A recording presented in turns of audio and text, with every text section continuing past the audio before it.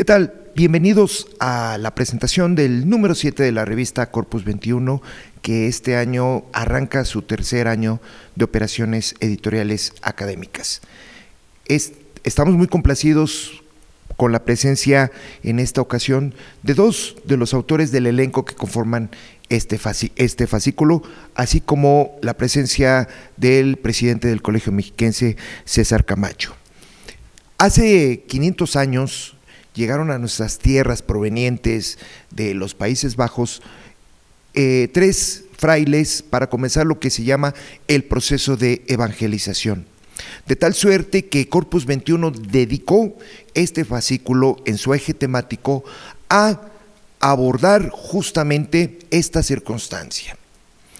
De tal suerte que, bueno, nuestros autores se han dado a la tarea de revisar confesionarios, manuscritos, sermones, e inclusive han hecho algunas traducciones propias para que nuestro público académico, toda la comunidad científica, tenga acceso a este importante evento.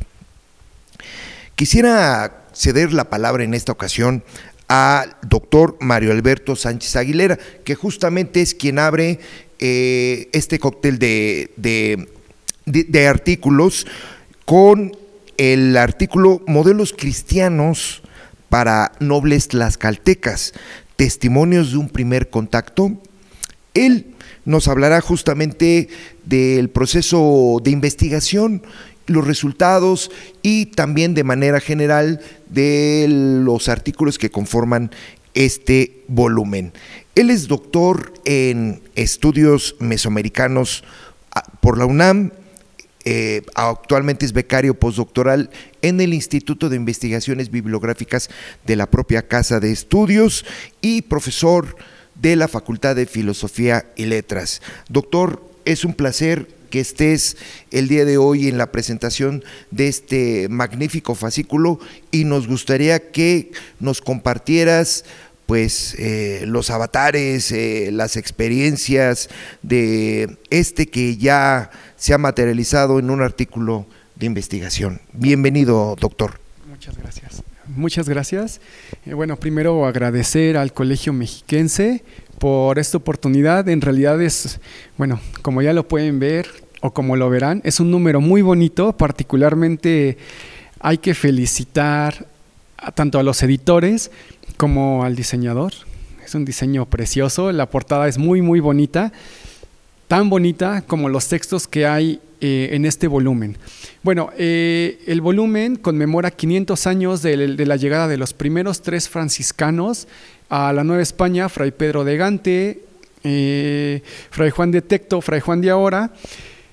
Entonces, para conmemorar estos 500 años, lo que hicimos un grupo de investigadores y yo es acercar al público a una serie de textos, muchos de ellos inéditos y todos escritos en lenguas indígenas, particularmente en lengua náhuatl.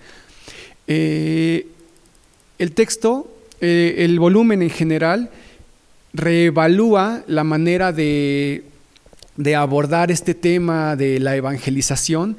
Hacia mediados del siglo XX se creía en una conquista espiritual, existía este término de conquista espiritual, término que hoy se ha puesto en tela de juicio, puesto que hoy sabemos, gracias a este tipo de documentos en lenguas indígenas, que los naturales, es decir, los indígenas, fueron partícipes de su propia evangelización. Ellos produjeron esta serie de textos junto con los frailes. Ellos decidían también al lado de los frailes, también evangelizaban, y estos textos además eran leídos por los indígenas de iglesia, los que se conocían como los teopantlaca, cantores, rezanderos, el fiscal de iglesia. Y estos indígenas a su vez transmitían este tipo de textos a los indígenas que no podían leer su propia lengua. Entonces, el volumen es un volumen muy interesante, particularmente porque todos los textos que se trabajan, además de que están en lengua náhuatl, son textos inéditos.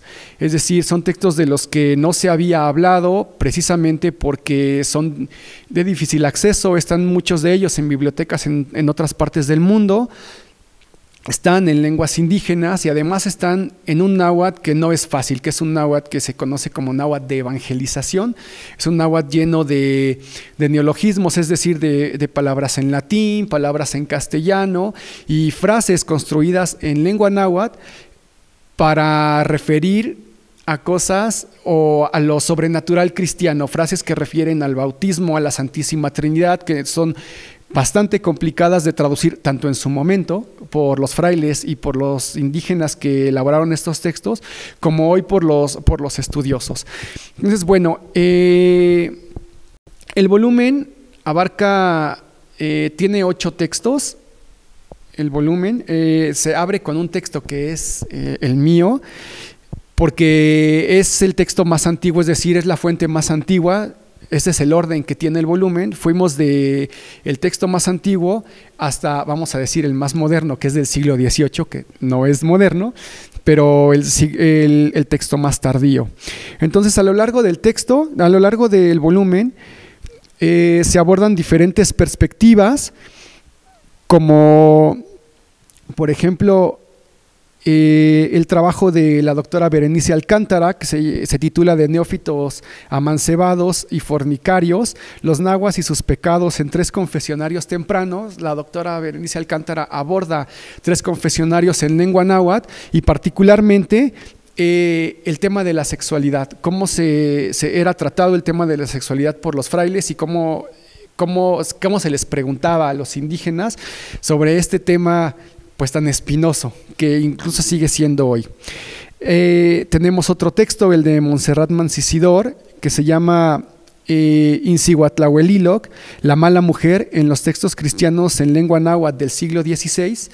Ella aborda desde la perspectiva de género la manera en que las mujeres eran llamadas por los frailes, mal llamadas ahuianime, es decir, la palabra ahuianime refería a alegre, una mujer alegre, y los frailes las tenían por prostitutas cuando no es exactamente el término indígena para este tipo de mujeres.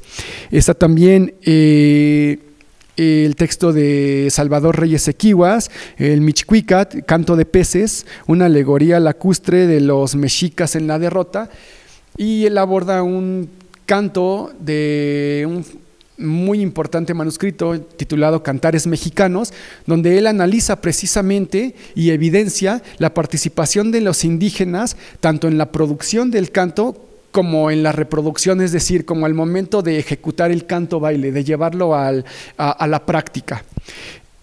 Tenemos también el texto de Stephanie Smith, Christian and Nahua Arts of Devotion in the Coscacuicat, a Song of Text from the Cantares Mexicanos, que ella aborda otro texto, otro de los cantares que existe en este gran volumen denominado Cantares Mexicanos, y lo que ella nos acerca a la forma en que el autor de este canto, del que conocemos su nombre, que es Francisco Plácido, estableció paralelismos entre formas nahuas y europeas.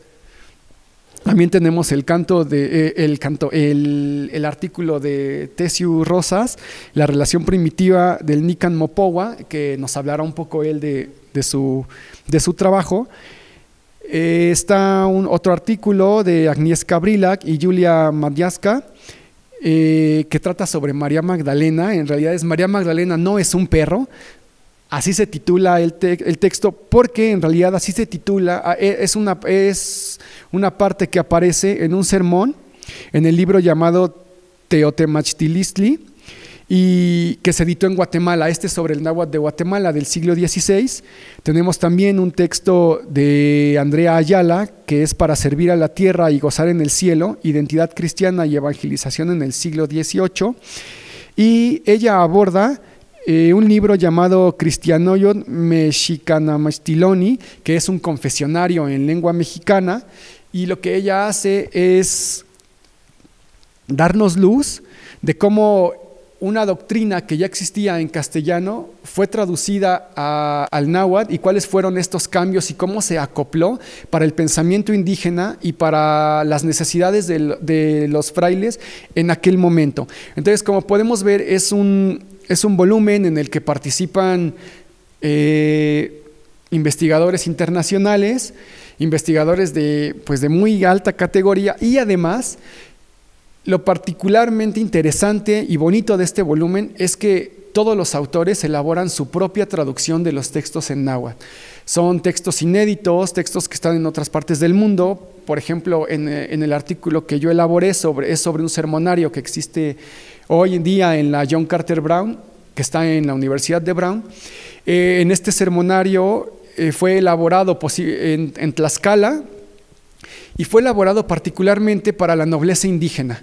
Está lleno de símiles, lleno de ejemplos que tienen que ver con los tlatoanis, donde siempre se está comparando a Cristo con el tlatoani. Por ejemplo, en el Sermón del Adviento le dicen, es como, oye hijo mío, que va a nacer Cristo, es como cuando si a tu pueblo va a ir el tlatoani, tú barres el piso y pones flores por todas partes para recibirlo como se merece. Entonces así también tú tienes que aderezarte para recibir a Cristo, porque mañana va a nacer, ¿no?, en el sermón de Adviento.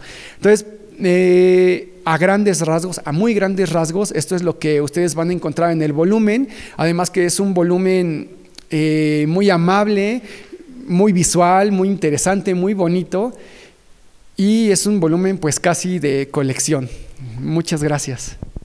Gracias, felicidades.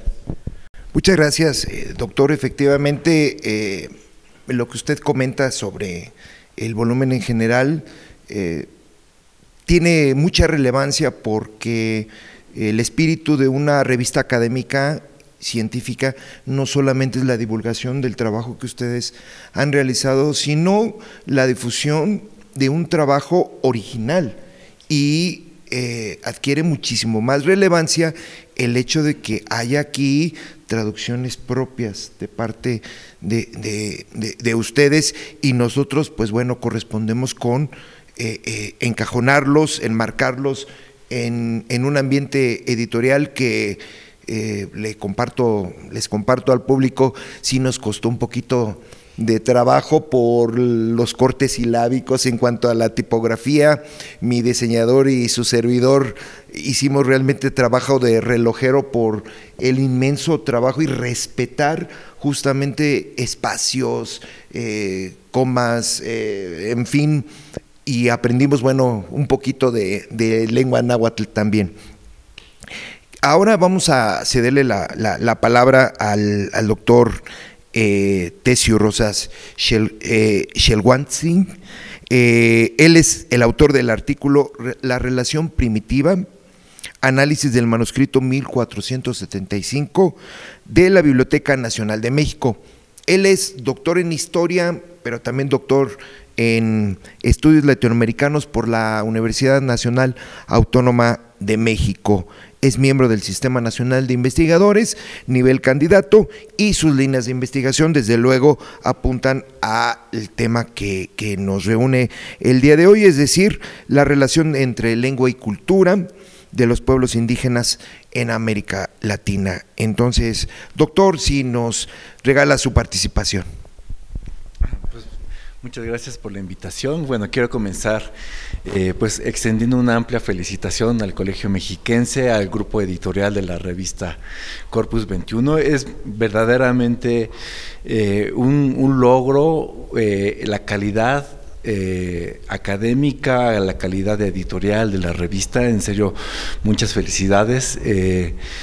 También quiero felicitar a la coordinadora del número, que hizo un trabajo impecable en la coordinación y la articulación de una serie de trabajos que son una muestra de una nueva generación de estudios en torno a la cultura náhuatl, y textos que, si bien tienen siglos que existen, con el transcurso del tiempo se han gestado formas diferentes de estudiarlos y de entenderlos.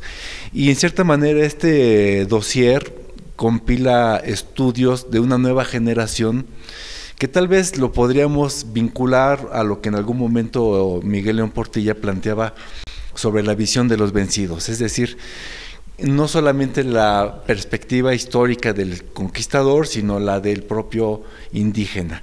Y en este sentido es que estos estudios tratan de extraer desde el núcleo esa perspectiva indígena, que a veces está todavía, cuesta trabajo como traducirla cultural, mentalmente, porque también tiene un filtro de los frailes. Entonces, ¿cómo identificar la perspectiva indígena cuando está censurada hasta cierto punto por el fraile? Entonces, se desarrollan varias estrategias para sacar esa perspectiva, y cada artículo propone distintas formas de rescatar ese pensamiento indígena directamente.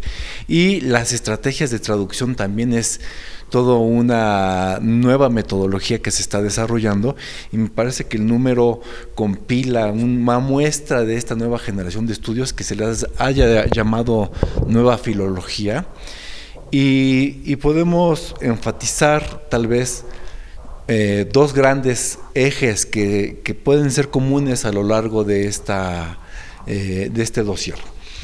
Y creo que tienen que ver con la diversidad al interior de la cultura náhuatl. Esto lo podemos ver manifestado en dos puntos. Uno es los textos en lengua náhuatl y el otro es el mensaje cristiano. ¿Cómo lo abordan los artículos de este volumen? Bueno, primero podríamos identificar que los textos en lengua náhuatl son diversos. Tienen varios aspectos. Uno es la diversidad regional, porque hay artículos que abordan textos de regiones diferentes, como Tlaxcala, México, Tepoztlán, o incluso de Guatemala, que uno pensaría que en Guatemala no hablaban náhuatl, pero sí lo hablaban también. Hay otros lugares, pero muestra justamente esta diversidad de regiones. Otro tipo de diversidad es el tipológico, porque los textos que se están analizando son de distintos tipos documentales. Por ejemplo, sermonarios, confesionarios, catecismos, manuales, cantares o incluso de literatura hagiográfica. También tenemos una diversidad cronológica, porque la mayoría de los textos que se abordan en el número son del siglo XVI, pero también encontramos ejemplos a lo largo de todo el periodo colonial, y llegamos hasta el siglo XIX, es decir, sí hace honor a esta remembranza de los 500 años de evangelización en lengua náhuatl. Y relacionado con el tema del mensaje cristiano también podemos ver diversidades. Podemos mencionar simplemente diversidad de objetivos y estrategias que los textos tienen dependiendo de la orden religiosa de la cual emanaron.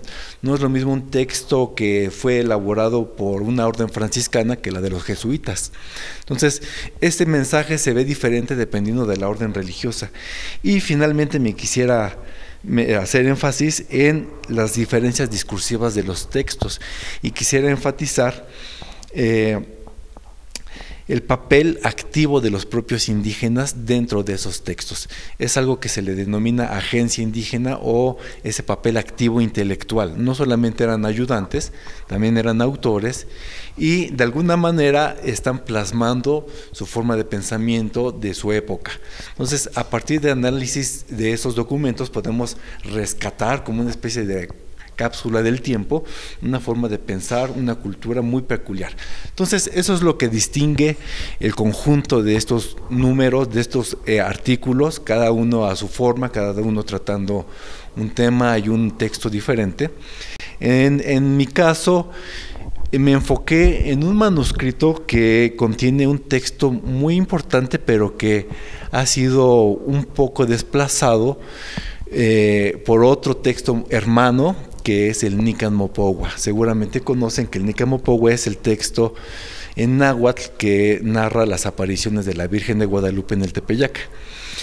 Este texto apareció impreso en 1649, pero en algún momento se encontró un manuscrito que tenía una versión diferente en extensión, más cortito, pero diferente también en algunos elementos. Por ejemplo, decía que no decía el nombre de Juan Diego, pero sí decía que el indio era un viudo, algo que en el Nican Mopogua no dice que es viudo. Otra diferencia es menciones que a quien se presentó es un arzobispo, lo cual no podría ser Zumárraga en 1531, porque todavía no había sido arzobispo. Estaremos hablando que hasta la siguiente década se convirtió en arzobispo. Entonces la narrativa de este texto distinto nos está planteando 15 de 18 años después de la versión del Nicamo Pogua. Entonces quise investigar un poco más de este texto y fui a buscarlo a la Biblioteca Nacional de México, y me encontré que el texto como tal solo son un par de hojitas, un par de folios, y el manuscrito se encuentra en un libro más amplio. Este libro es cerca de 200 hojas. Y casi siempre hemos dicho, bueno, la relación primitiva, como le dijo el padre Garibay Quintana, porque era una relación anterior al Nicamo Pogua, pero no habíamos enfocado que se encontraba en un compendio o un volumen mucho más amplio que trataba vidas de santos, de varios santos. Y entre ellos encontrábamos, por ejemplo, la vida de San Sebastián Mártir, y tenemos varios santos que se tratan. Por ejemplo, en el de San Sebastián Mártir también mencionan a San Marcelino, a San Pablo, a San Marco, el profeta Isaías, Policarpo, Nicóstrato, Cromacio, Tranquilino y Zoa. Hay otros textos que están además del náhuatl, en otomí. Los textos en otomí mencionan a Santa Úrsula, que es la vida de Santa Úrsula, pero también se mencionan a San Pablo, San Juan, Santa Isabel, Santa Catalina, Santa Cecilia, Santa Ifigenia y San Ambrosio. Es decir, en este libro completo de vida de santos, solamente un pequeño apartado es sobre la Virgen de Guadalupe en el Tepeyac. Y me puse a explorar el autor, quién pudo haber sido, y por los textos en náhuatl, por la época, por los signos con los que se escribió el náhuatl, que nos asocia a una compañía jesuítica, pude datar una propuesta hacia 1585. Entonces el artículo trata sobre explicar este volumen de un texto muy interesante que a veces pasa desapercibido y nos da una versión más. Entonces, al final terminé haciendo una versión nueva de la traducción. Ya había una versión anterior hecha por un distinguido investigador del Colegio Mexiquense, Javier Nogués y López Austin, en conjunto. La retomé y le traté de enfatizar algunos elementos que son de la cultura náhuatl, como paralelismos, frases binarias, difrasismos, un tratamiento diferente de los honoríficos, a diferencia de la anterior traducción de hace 30 años. Entonces esta traducción la pueden consultar en el artículo, y si me da un par de minutos puedo leer esta traducción de este par de folios, que nos da una versión ligeramente diferente de la que comúnmente conocemos. El texto se le conoce Ininhueytl-Tlamahuizoltzin en náhuatl, porque son las primeras palabras, quiere decir, este es el gran milagro.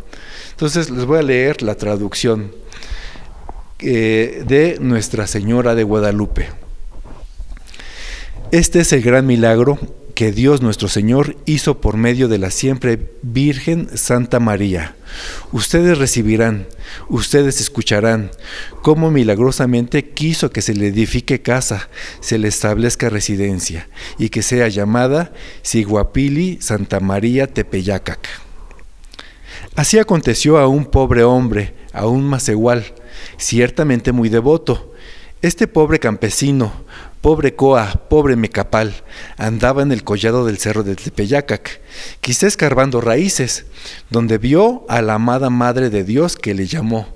Le dijo: Hijo mío el menor, ve al interior del gran Altépetl de México, dile al superior religioso de ahí, el arzobispo, que quiero con gran deseo que aquí en el Tepeyacac me establezcan residencia, me erijan mi digna casa, para que ahí vengan a conocerme, vengan a rogarme los creyentes cristianos. Entonces ahí me haré cuando me hagan su abogada. Enseguida este hombre viudo se apareció ante el gran superior de los religiosos, el arzobispo, y le dijo: Señor, Ojalá que no le importune, pero me ha mandado la noble señora del cielo. Me ha dicho que le viniera a decir cómo desea que allá en el Tepeyaca se construya, se erija una casa, para que ahí le rueguen los cristianos. Así me dijo, un buen lugar donde pueda hacerse cuando ahí le rueguen. Pero el arzobispo no le creyó y solo le dijo: ¿qué es lo que dices, hijo mío? ¿Acaso lo soñaste o estabas borracho? Si es cierto, si es verdad lo que dices, ve a decirle a aquella noble señora que te habló que te dé alguna señal para que creamos que es cierto, que es verdad lo que dices. Otra vez viene nuestro hombre muy afligido y la señora reina se dejó ser vista una vez más. Cuando nuestro hombre la vio, le dijo: noble señora, he ido allá donde me mandaste, pero no me cree el Señor. Solo me dice que tal vez lo soñé o que estaba borracho. Y me dijo que para creerlo me dieras alguna señal para llevarle. Enseguida, la señora reina, la amada Madre de Dios, le dijo: no te aflijas, hijo mío, ve a recoger, ve a cortar a donde están brotando las flores. Esas flores solo por milagro brotaron ahí, pues cuando la tierra está seca, no hay lugar donde brote flor alguna. Nuestro hombre las cortó y llevó en su tilma. Allá en México le dijo el superior de los religiosos: Señor, aquí le traigo las flores que me dio la noble señora del cielo, para que en verdad crea su palabra, su voluntad, la que viene a decirte que es cierto lo que ella me dijo. Y cuando extendió su tilma para mostrarle las flores al arzobispo, también vio ahí en la tilma de nuestro hombre, ahí pintada, ahí representada, la figura de la señora reina, por medio de un milagro. Con ello ya le creyó el arzobispo. Ante su presencia se arrodillaron, la veneraron.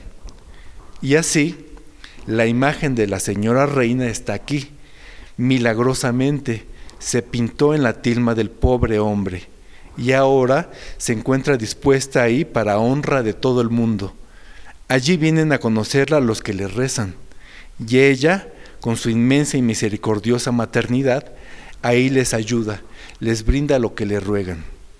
En verdad, a quien bien la haga su abogada, quien bien se le entregue con caridad, la amada Madre de Dios bien se convertirá en su intercesora.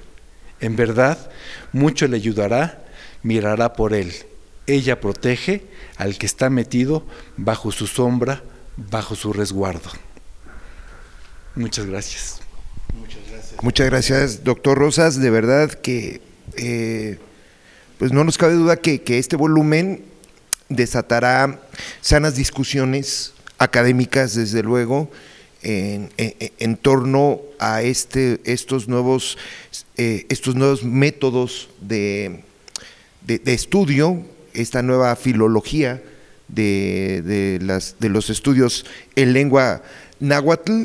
Y finalmente, bueno, pues esa es la aspiración de toda revista académica y científica, que desde luego no vería la luz sin el apoyo contundente del presidente del Colegio Mexiquense, el doctor César Camacho, que ha impulsado decididamente el ofrecer un espacio para investigaciones que finalmente repercutan en el desarrollo de nuestra comunidad académica. En ese sentido, yo quiero cederle la palabra para sus comentarios al doctor César Camacho.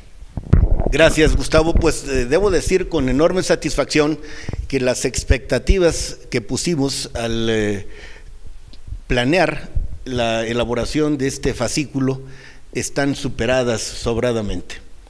Creímos que era interesante hacer un recuento de lo que había ocurrido, sobre todo los primeros años, las primeras décadas, yo diría los 3 siglos a partir del encuentro de dos mundos, a propósito de un fenómeno que en principio parecería ser solo religioso y acaba envolviéndolo todo. Me refiero a la evangelización, a la catequización. Recordemos que evangelizar es dar la buena noticia.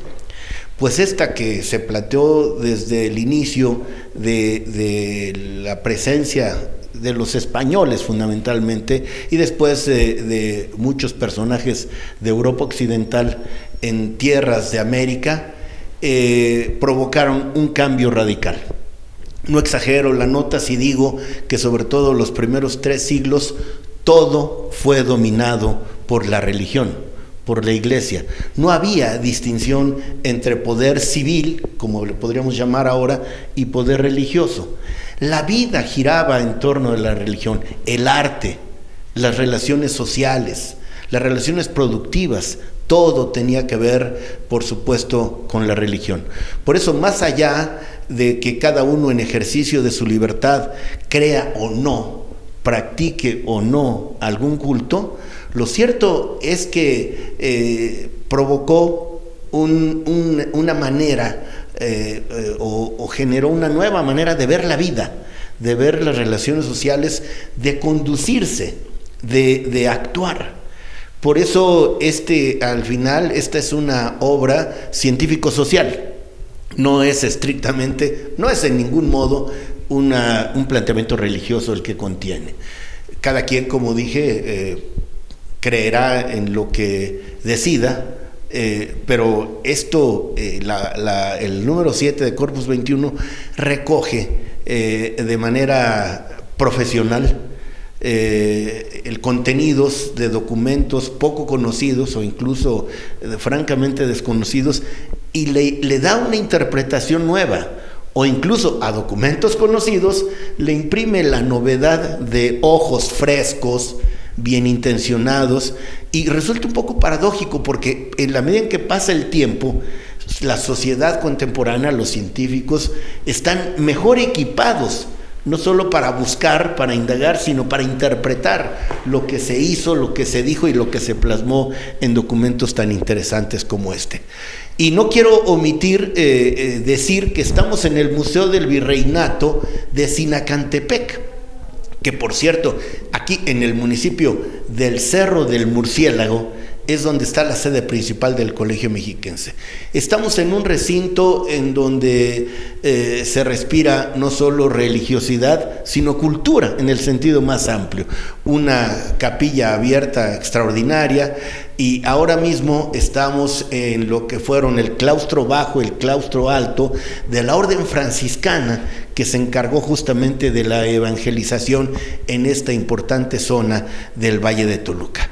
Bueno, pues lo que quiero es motivar a quienes nos escuchan, a quienes nos ven, a leer, a abrevar de los conocimientos que nos comparten personas no solo versadas, sino apasionadas en estos temas, como Mario Alberto Sánchez y Tessiu Rosas, y la doctora Berenice Alcántara, a quien le agradecemos su decidida participación. Es importante decir que sus participaciones no reciben, o por sus participaciones no reciben remuneración.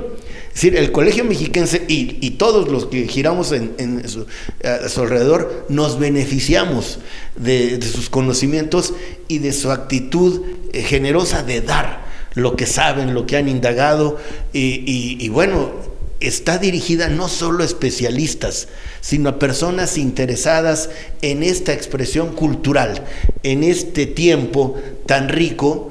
Y yo diría que sobre todo el virreinato, esos primeros 300 años, donde hay muchas cosas o muchas expresiones que a fuerza de repetirse parecen ciertas, y cuando hay nuevos enfoques, nuevos hallazgos, nos formamos un mejor criterio, incluso cambiamos de manera de pensar, cambiamos de posición respecto del análisis de lo que fue esa época, de manera muy sencilla, casi simplona.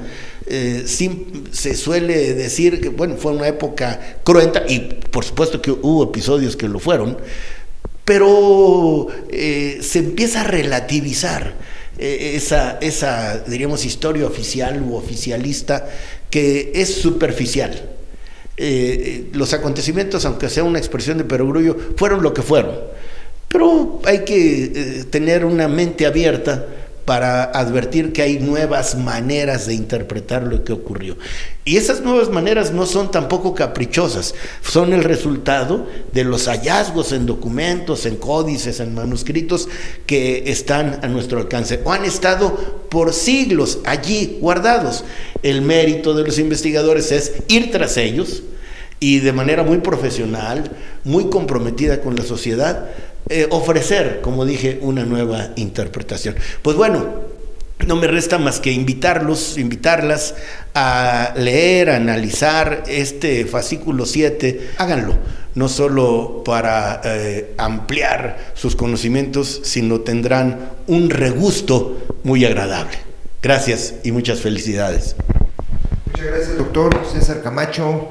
Gracias a los doctores Tesio Rosas, Mario Alberto Sánchez Aguilera por sus aportaciones. Gracias al público y sobre todo gracias a todos los que han entrado también a nuestra página.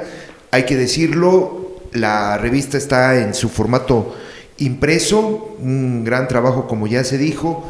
Sin embargo, también la revista está comprometida con el acceso abierto y pueden consultarla en www.corpus21.cmq.edu.mx, y si consultan la sección de estadísticas verán que a un mes de ya lanzado en su versión electrónica ya hay muchas descargas, lo cual habla del gran interés por los artículos aquí alojados.